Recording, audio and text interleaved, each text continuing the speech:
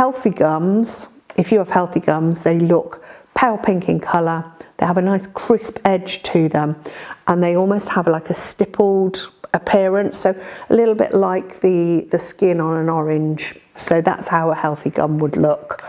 So there are two stages of gum disease. There are gingivitis and the periodontitis. Now gingivitis is reversible. So if you get gingivitis, then with work you should be able to reverse that.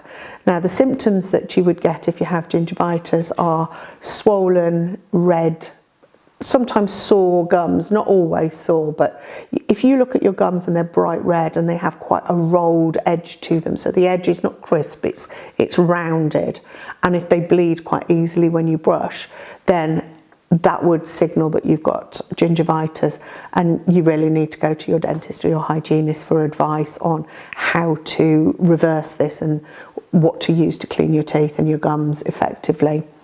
Unfortunately, if the gingivitis isn't treated, it will progress into periodontitis or periodontal disease.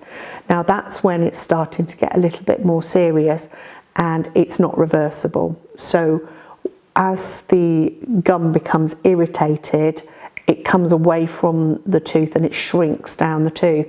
Now as it does that, it takes the bone with it, so you end up with pockets around your teeth. Now when you go to the dentist, you probably remember them using a little probe around your teeth and under the gum. Now that probe has measurements on it in millimetres, and it will show if you've got any pocketing. So the dentist will say a number, and that's the number of millimetres he can get that probe down the side of your gum. Obviously the larger the number, the more bone loss you have. So when you go into the dentist, what they will do is they'll have a benchmark measure, and then each time you go in they will measure it again, and then you can see if there's any progression or whether it stayed the same. So that is how we measure how the disease is progressing. As it progresses, as I said, it takes the bone away, which can lead to your teeth becoming loose and eventually will fall out.